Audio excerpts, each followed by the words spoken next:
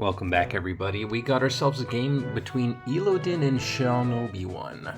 I think it's the first time I'm covering Seanobiwan in this tournament series, but we're already way deep into the bracket. It's round 6, winner's side, and we're going to see how this goes. Best of 3. You know the drill. So we got 40 versus Nido lead. I think this is a first for me seeing this, but the Nido King is going to immediately lead off with a Thief, and we do see Shuckle. Shuckle spamming Flash. I already have a bad feeling about this, folks.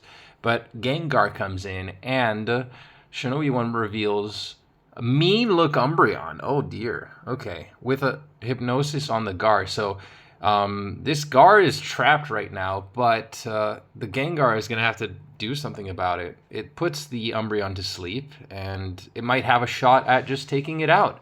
So this already gives me the impression that Seanobiwan is a bit of a troll using a do-nothing stall team with a Flash Shuckle. But, you know, if it got him this far.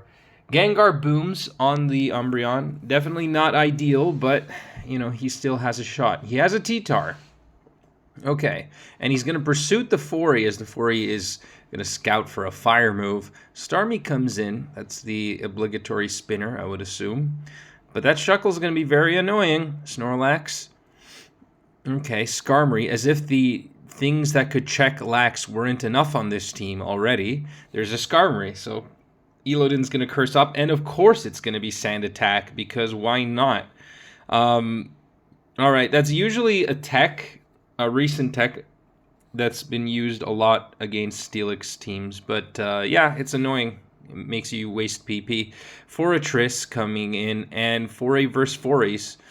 Alright, so yeah, the Lax is going to have to put in a little bit of work, and there is a fire move. Okay, so it wasn't the T-Tar that we had to worry about, but it was the Lax.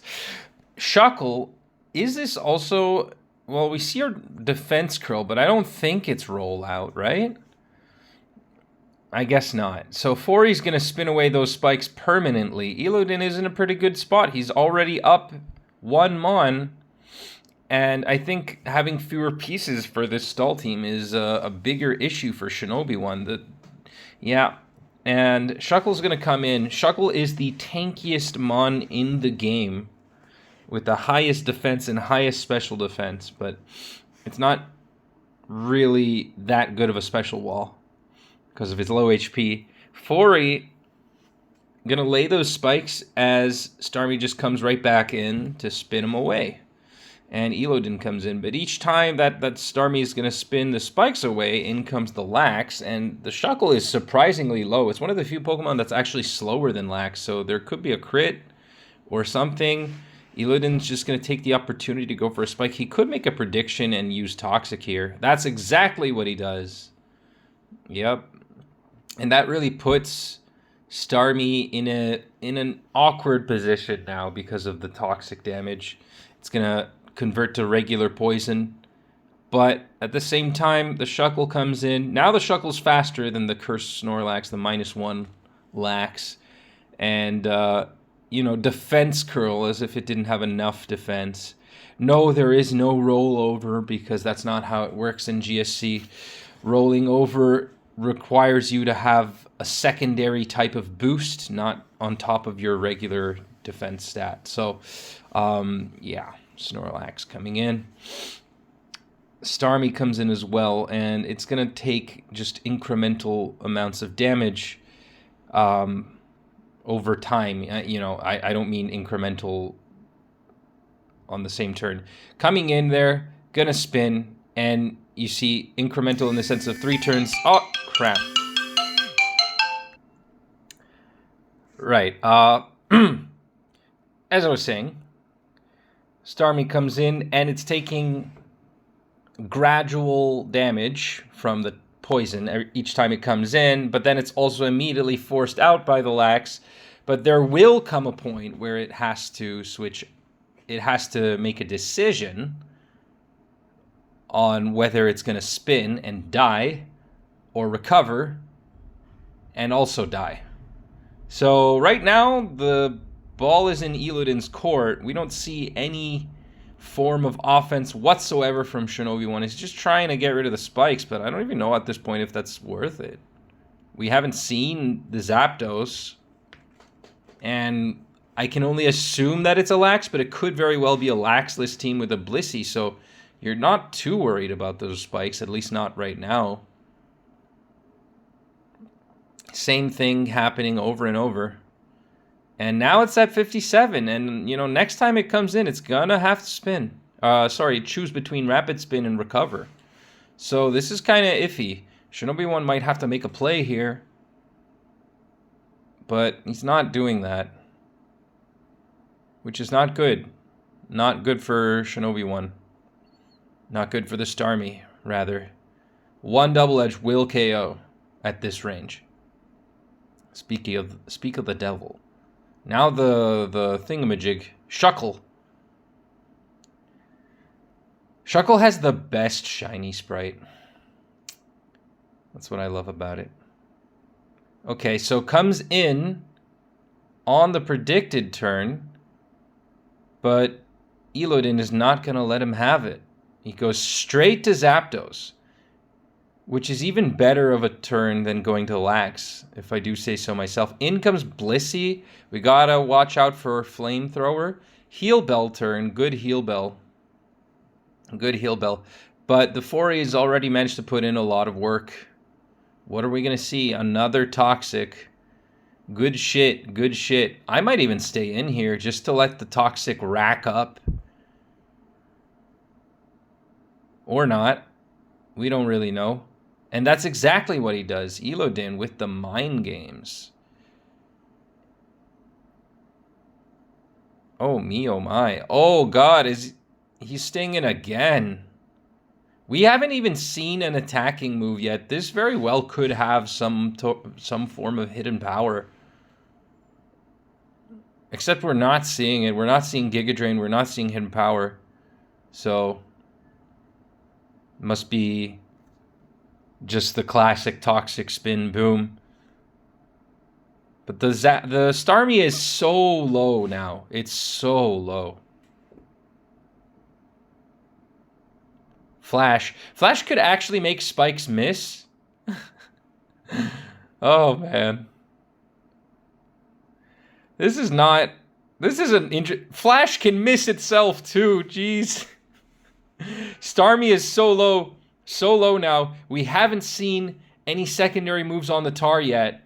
I don't think. Just Pursuit. So, what's it going to be? Oh, and a crit.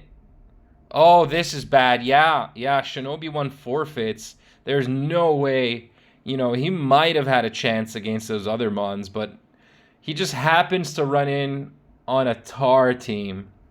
And you know what?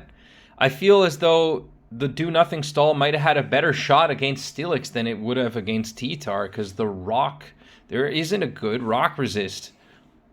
Actually, there is no rock resist on Seanobiwan's team. So, on to game 2. Elodin just showing up, man. Showing up in this tournament. You know. But it's anyone's game. We got Eggy versus Cloylead up the Ra. Oh, I think I have a feeling what this might be. Snorlax. Okay. Up the Ra. I don't know what that is. But in a previous game, okay. Yep, Cloy goes for the spikes. Takes some damage there. We haven't seen any curse, but gonna follow up with the Toxic anyways. Just for good measure.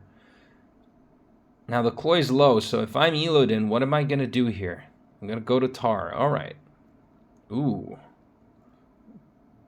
Man, Tar having a field trip this set. I think it couldn't have asked for a better switch-in. But decides to switch out anyways, scouting for a possible Hypnosis. Steelix. Okay, so I don't know these names, okay? I don't know what they signify, but I remember seeing in commentary in a previous set. Oh, and there's a huge crit. Huge crit. Someone was commenting live the games, and they're like, why does Seanobiwan load a bunch of Irish nationalism names on his teams, but then it's just Gengar and Steelix, as you noticed earlier. So, yeah, I mean, is Seanobiwan Irish? Sean is a pretty Irish name. I wonder. All right, so the Tar putting in some work here, but doesn't get any flinch. And right about now, you know, Eggy Tar offense looking pretty good. Oh, and there's the Sleep Talk. Okay. So I suspect there could be something like a Jinx in the back. I don't remember the specific team, so we don't know what the 6th Mon is. Tar getting worked here, honestly. This isn't looking very good for Elodin. His team is pretty low. He's got to do something about this lax. That seems to be the issue. And that's more or less to do with the 26 plus 6 equals 1. I have no idea what that's supposed to mean. But, yeah, in comes the licks on the Thunder. Simple prediction there. Gonna double to lax on the predicted hidden power, but that is not what happens. Elodin goes for a Thunder, gets a nice crit, and gets another crit for his troubles. This is looking suddenly really bad. As if the first team wasn't prone to crits. Now there's the second one, and he has a T-Bolt Zap. It's probably Whirlwind, to be honest. I don't know.